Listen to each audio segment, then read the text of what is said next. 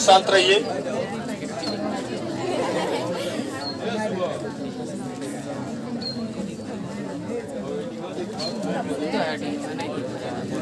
Sir ये heading थोड़ा सा नीचे लिखिएगा। हेडिंग दिख नहीं रहा है।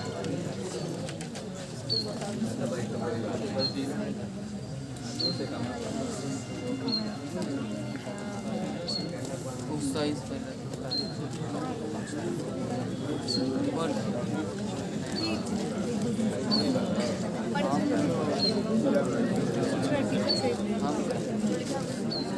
समांतर प्लेट संधारित्र की धारिता हेडिंग।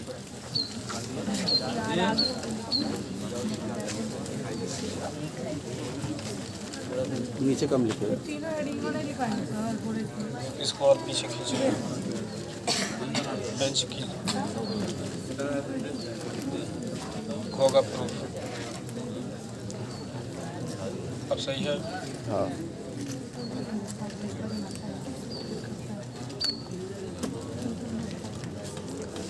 चलिए देखिएगा, हेडिंग लिखेंगे आप लोग समांतर प्लेट संधारित्र की धारिता।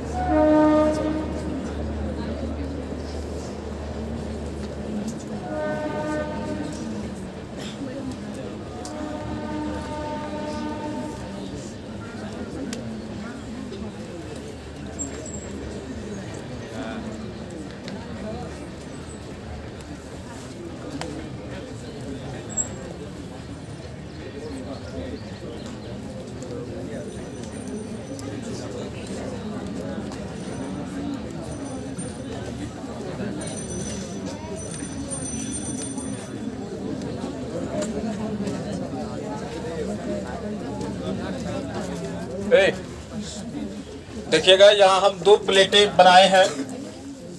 ये समांतर प्लेटें हैं, एक दूसरे के आमने सामने रखी गई हैं।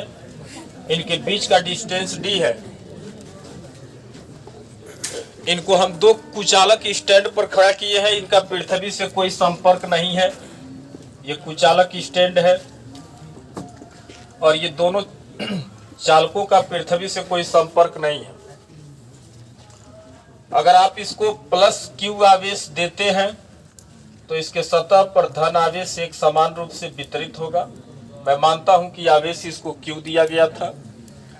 प्रेरण के कारण ये उतना ही ऋण आवेश से आवेशित होगा और इसके बाहरी सतह को हम पृथ्वी से अर्थिंग करेंगे ताकि इसका समस्त बाहरी वाला धन आवेश कहाँ चला जाएगा? पृथ्वी में चला जाएगा। मैं मान लेता हूं थोड़े समय के लिए कि इन प्लेटों के बीच का विभवांतर कैपिटल भी है। अब इस समांतर प्लेट संधारित्र, समांतर प्लेटें हैं और एक दूसरे के सामने रखी गई हैं। संधारित्र क्या होता है? संधारित्र एक ऐसा सिस्टम होता है जिसमें दो चालक एक दूसरे के समीप किंतु विपरीत प्रकार के आवेश से क्या होते हैं? आवेशित होते हैं।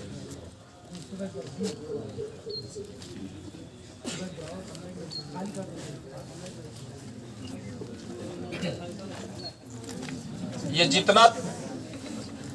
जितना प्लस आवेश से आवेशित है, दूसरा उतना ही माइनस आवेश से आवेशित है। हमें इस संधारित्र की धारिता ज्ञात करना है, यानी कि C का मान ज्ञात करना है। और सुनिएगा ध्यान से, C का मान ज्ञात करने के लिए आपको धारिता का फार्मूला बताया गया है कि C बराबर होता है Q/V।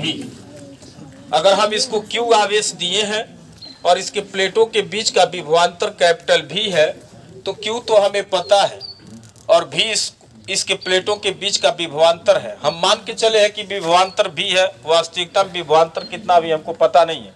अगर हम विभवांतर का मान निकाल करके यहाँ रख देंगे तो तुरंत हमको चालक की इस समांतर प्लेट संधारित्र की धारिता निकल के आएगी। फिर से आप लोग ध्यान से सुनिएगा, कंसंट्रेशन में बैठिए। ये धातु की प्लेट है। इसका हम क्षेत्रफल कैपिटल A मानते हैं दूसरी भी सेम प्रकार की धातु की प्लेट है, इसका भी क्षेत्रफल कैपिटल ए है। पहले वाले प्लेट का नाम एक्स है, दूसरे वाले प्लेट का नाम वाई है। ये दो समांतर प्लेटें एक दूसरे से कुचालक स्टैंड पर पृथ्वी से संपर्क छोड़ा करके और हम इसको इस कुचालक स्टैंड पे खड़ा किए हैं। अगर हम इस चालक को प्लस क्यू आवेश देते हैं तो समस्त आवेश इसके सतह पर वितरित होगा, और जितना ये आवेश प्लस में है उतना ही ये विपरीत प्रकार की ऋण आवेश से आवेशित होगा। इन दोनों प्लेटों के बीच की गैपिंग डी है। आपको पता है धन आवेश से वैद्युत बल रेखाएं निकलती है, ऋण आवेश पर समाप्त होती है, यानी कि इस प्लेट के बीच में एक समान वैद्युत क्षेत्र उत्पन्न होगा। ठीक ना, एक समान वैद्युत क्षेत्र उत्पन्न होगा। तो उस वैद्युत क्षेत्र का अगर हम मान निकालना चाहें तो कैसे निकालेंगे, तो देखिएगा, देखा जाए तो ये एक अचालक चादर की तरह व्यवहार करेगा जब इसके नजदीक आप किसी बिंदु पर वैद्युत क्षेत्र की तीव्रता निकालेंगे, और ये भी अचालक चादर की तरह व्यवहार करेगा। थोड़े समय के लिए हम इस वाले प्लेट का आवेश घनत्व तो सिग्मा मानते हैं और इस वाले प्लेट का भी आवेश घनत्व तो सिग्मा मानते हैं। एक बात बता दें, डेरिवेशन बहुत इंपॉर्टेंट है, ये बोर्ड में डेरिवेशन पूछता भी है, तो ध्यान से सुनिएगा। अगर हम इसके अंदर किसी पॉइंट पर वैद्युत क्षेत्र की तीव्रता निकालें तो धन आवेश के लिए वैद्युत क्षेत्र की तीव्रता उससे दूर, और उसे हम E1 लिखें तो E1 का मान सिग्मा अपान क्या हो जाएगा, 2 एप्सिलॉन 0। ऋण आवेश के लिए वैद्युत क्षेत्र की तीव्रता की दिशा उसकी ओर, अगर हम इसको E2 मानते हैं तो E2 बराबर सिग्मा अपान 2 एप्सिलॉन 0। दोनों वैद्युत क्षेत्र की तीव्रता एक ही दिशा में है तो हम इनको डायरेक्ट जोड़ेंगे, यानी कि नेट वैद्युत क्षेत्र की तीव्रता निकालेंगे तो सिग्मा अपान 2 एप्सिलॉन 0 प्लस सिग्मा अपान 2 एप्सिलॉन 0 मिलकर के सिग्मा अपान एप्सिलॉन 0 होगा। यानी कि इस प्लेट के अंदर उत्पन्न वैद्युत क्षेत्र की तीव्रता का मान हमको पता चला, सिग्मा अपान एप्सिलॉन 0 होगा। ठीक ना, ये इतना वैद्युत क्षेत्र इसके अंदर इन प्लेटों के बीच में एक समान इतना वैद्युत क्षेत्र उत्पन्न हुआ है। आपको हम बताए थे विभव प्रवणता, और विभव प्रवणता से आप लिख सकते हैं, क्या लिखेंगे ध्यान से देखिएगा, वैद्युत क्षेत्र की तीव्रता कैपिटल E का मान इस प्लेटों के बीच में निकालना है। यदि इस प्लेटों के बीच का विभवांतर आपको पता है B और प्लेटों के बीच की गैपिंग पता है D, तो E बराबर V/D से भी हम वैद्युत क्षेत्र की तीव्रता निकाल सकते हैं। लेकिन समस्या इस बात का है कि इस फार्मूले का यूज जब हम करेंगे तो इसमें विभवांतर तो हमको पता ही नहीं है। जब विभवांतर पता नहीं है तो V का मान निकालेंगे तो E इंटू D निकाल सकते हैं, और E का मान तो हम पहले ही निकाल रखे हैं, कितना, सिग्मा अपान एप्सिलॉन 0 इंटू D। लेकिन एक बात बताएं, ये संधारित्र को आवेश प्लस Q दिया गया था, हम आवेश घनत्व तो अपने साइड से मान के चले हैं, तो हमें ये भी पता है कि sigma equal to Q by क्या होता है, A होता है। इन प्लेटों का क्षेत्रफल कितना माना गया था, A माना गया था। इस पर कितना आवेश था, Q, तो उसका रैखिक आवेश घनत्व पृष्ठीय आवेश घनत्व तो sigma equal to Q by A होगा। अगर Q का मान निकालेंगे आप तो सिग्मा इंटू क्या हो जाएगा, A हो जाएगा। यही मान उठा करके हम वहां रखेंगे तो V बराबर सिग्मा की जगह पर क्या रखें, Q की सिग्मा की जगह पे रखना होगा ना, क्या रखेंगे, Q upon A epsilon 0 into क्या होगा, D होगा। एक बात और, अगर इन प्लेटों के बीच में कोई परावैद्युत पदार्थ भर जाए जिसका मान कैपिटल K है, तो आप एप्सिलॉन 0 के साथ में क्या करते हैं, K का मल्टीप्लाई कर देते हैं, तो V बराबर Q upon A epsilon 0 into K, और इंटू में क्या रहेगा, D। यानी कि हमें इस प्लेटों के बीच का विभवांतर पता चल गया। धारिता निकालना है तो इसी फार्मूले का यूज कर देंगे और लिखेंगे C बराबर Q बाई V से V का मान रखने पर, V का मान रखेंगे, ध्यान से देखिएगा, V का मान रखने पर C equal to Q upon V की जगह पर Q into D upon A into epsilon 0 into K रखेंगे। Q से Q कटेगा, ये पलट करके ऊपर जाएगा। C बराबर epsilon 0 into A into K, या K पहले लिख ले, K एप्सिलॉन 0 A, और अपान में क्या होगा, D होगा। ध्यान से सुनिएगा, एक क्या था, समांतर प्लेट संधारित्र के प्रत्येक प्लेट का क्षेत्रफल था कैपिटल A। एप्सिलॉन 0 आपको पता है ये निर्वात की विद्युतशीलता होती है। K क्या था, इन प्लेटों के बीच में भरे परावैद्युत पदार्थ का परावैद्युतांक था, और D क्या था, इन प्लेटों के बीच की गैपिंग थी। यानी कि क्या धारिता का मान Q और V पे डिपेंड कर रहा है क्या? नहीं, ये फार्मूला बता रहा है कि धारिता का मान Q और V पे डिपेंड नहीं कर रहा है। ये डिपेंड किस पे कर रहा है? माध्यम के परावैद्युतांक पर। दूसरा नंबर किस पे डिपेंड कर रहा है? प्लेटों के क्षेत्रफल पर। और तीसरा नंबर किस पे डिपेंड कर रहा है? प्लेटों के बीच की दूरी पर। अगर ध्यान से सुनिएगा, अगर हम के एप्सिलॉन 0 और डी को कांस्टेंट मान ले थोड़े समय के लिए, तो सी प्रोपोर्शनल क्या हो जाएगा? ए हो जाएगा। यानी कि अगर प्लेटों के क्षेत्रफल को बढ़ाएंगे तो जगह बढ़ेगा, तो उस पर बाहर से आप आवेश दे सकते हैं, और जैसे ही बाहर से आप उसको आवेश देंगे तुरंत उसकी धारिता क्या हो जाएगी? बढ़ जाएगी। अगर मान लीजिएगा, अगर एप्सिलॉन 0 ए और डी को कांस्टेंट मान ले तो दूसरा नंबर बन जाएगा सी प्रोपोर्शनल के। यानी कि माध्यम का परावैद्युतांक का मान बढ़ाएंगे, परावैद्युतांक जितना हार्ड होगा के का मान बढ़ाएंगे उतनी ही इस समांतर प्लेट संधारित्र की धारिता बढ़ेगी। और तीसरा नंबर, अगर आप ऊपर वाले के एप्सिलॉन 0 ए को सबको कांस्टेंट मान ले थोड़े समय के लिए, तो सी प्रोपोर्शनल क्या हो जाएगा? 1/d होगा। यानी कि प्लेटों के बीच की गैपिंग को बढ़ाते जाएंगे, एक दूसरे से दूर करते जाएंगे तो धारिता घटेगी, और इनको नजदीक करेंगे डी का मान घटेगा तो सी का मान क्या होगा? बढ़ेगा। हम यही बात लिखवाए भी थे और बोले थे कि इसको हम प्रूफ करेंगे। लिखवाए थे ना, संधारित्र की धारिता निम्नलिखित 3 बातों पर निर्भर करती है। पहला नंबर, यह प्लेटों के क्षेत्रफल के अनुक्रमानुपाती होती है, अर्थात सी प्रोपोर्शनल ए लिखे थे। दूसरा नंबर आप ये लिखे थे, इसके बीच में पदार्थ के परावैद्युतांक के अनुक्रमानुपाती होता है, अर्थात सी प्रोपोर्शनल के। और इनके प्लेटों के बीच के गैपिंग के क्या होता है?